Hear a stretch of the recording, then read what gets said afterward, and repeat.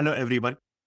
In this session, I'm going to show you how to receive RTMS data natively through WebSockets. When would you want to use WebSockets versus the SDK? I want to be very clear. SDK is the easiest and the cleanest method to connect to our RTMS server and receive the media data.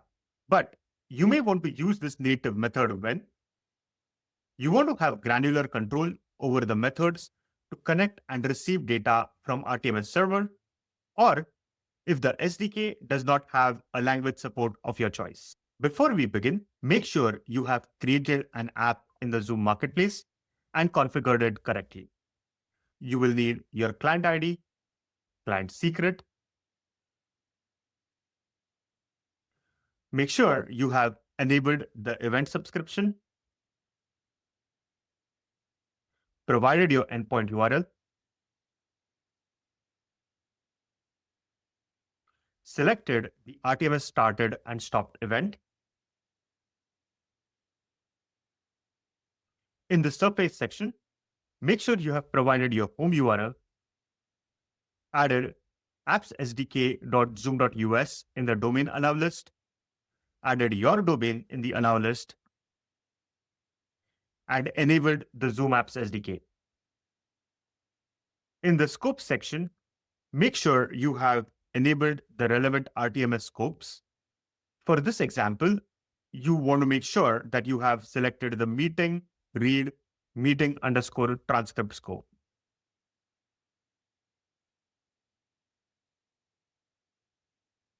Finally, make sure that your app has been added into your Zoom account. In the Zoom.us settings, in the Zoom Apps tab, make sure that you have enabled auto start for your app. Perfect. Now we are ready to start. Process for receiving media data natively from RTMS. There are quite a few steps that I want to walk you through so you have a full understanding of the process. When a meeting with RTMS starts, Zoom will send you a meeting.rtms started event. The first step is to receive a webhook from Zoom. Once you receive a webhook from Zoom, you will open our WebSocket number 1, which is the signaling WebSocket connection. In order to perform the handshake in the signaling WebSocket connection, you will need to generate a signature. Once you have the signature, you will perform a handshake connection in the signaling WebSocket. If your handshake is successful, you will receive the incoming media URLs from Zoom. You will choose your desired media type and open the media WebSocket connection. Similar to our signaling WebSocket, you will also have to perform a handshake in this media WebSocket connection. If the handshake is successful, you will receive an acknowledgement from Zoom. You will then have to send a message to start the media data stream.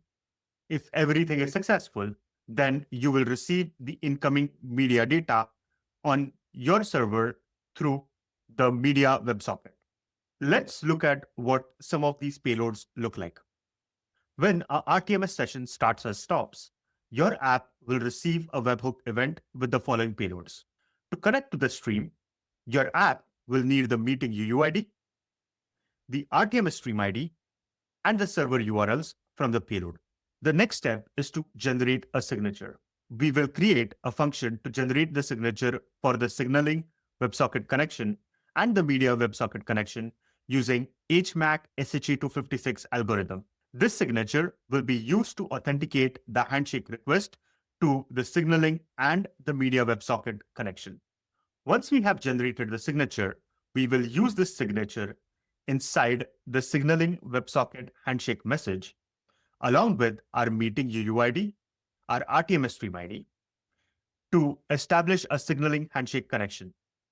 The message type to establish a signaling handshake request is message type 1.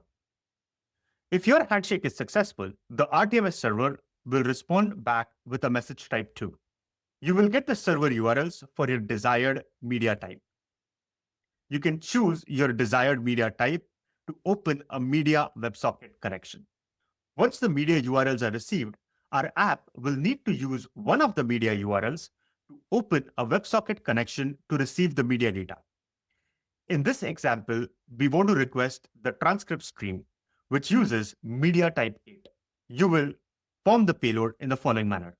For the data handshake, your message type will be 3. You will pass the same meeting UID and the RTMS stream ID and the signature that we received earlier. After a successful handshake to the media server, the RTMS server responds with a media handshake response.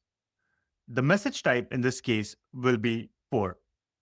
To verify that your app is ready to receive the media, you will send a client-ready acknowledgement message back in the signaling WebSocket.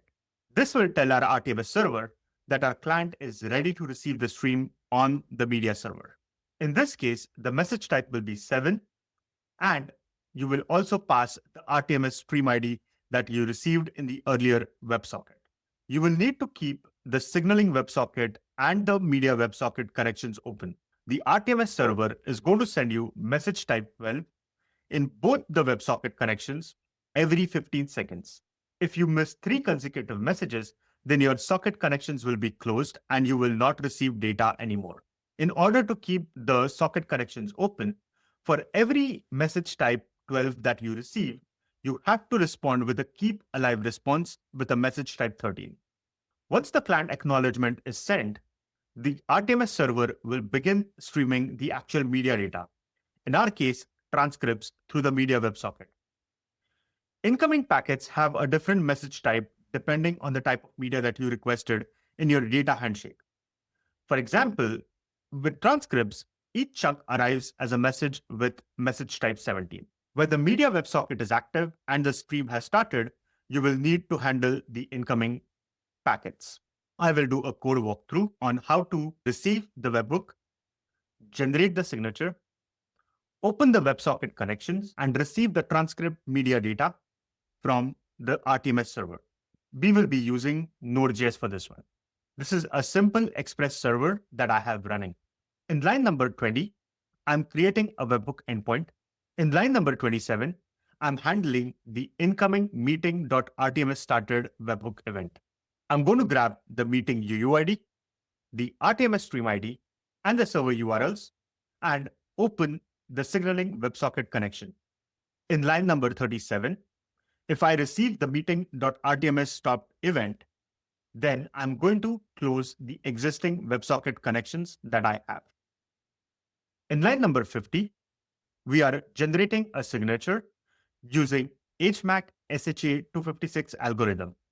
We will need the Zoom client ID, meeting UUID, RTMS stream ID, and the Zoom client secret to generate the signature.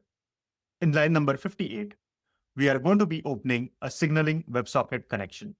Line number 64 shows you how to create a handshake message that you will send in the signaling WebSocket. The message type will be 1. We will need the meeting UUID, the RTMS stream ID, and the signature that we generated earlier. If the signaling handshake connection is successful, then Zoom will respond back with the media URLs. The message type will be 2. In line number 81, we are going to handle that. Remember when I told you that you will need to keep the connection alive and 3 missed connections will close the WebSocket connection for you? Well, in line number 90, we are seeing if Zoom sends a message type 12. If the message type is 12, we are responding back with a keep alive response, that is message type 13, the handshake message for the media WebSocket connection. For this handshake, your message type will be 3. Similar to your earlier handshake, you will have the meeting UUID, the RTMS stream ID, and the signature. In line number 123, we are requesting the media data type. 1 is for audio, 8 is for transcript, 32 is if you want to receive all types of media data in one single WebSocket connection. If your media handshake is successful, then Zoom will respond you with a message type 4. You need to inform the RTMS server that you are ready to receive the media data. So when you receive a message type 4, you will need to send a message type 7 in the signaling WebSocket, not the media WebSocket connection. Once the message streaming starts, for transcripts, Zoom will send a message type 17. The line number 153 is logging the incoming transcript messages that are received from our Zoom meeting. Now that we are done with the code part, let's see how we are able to receive transcripts from a real Zoom meeting.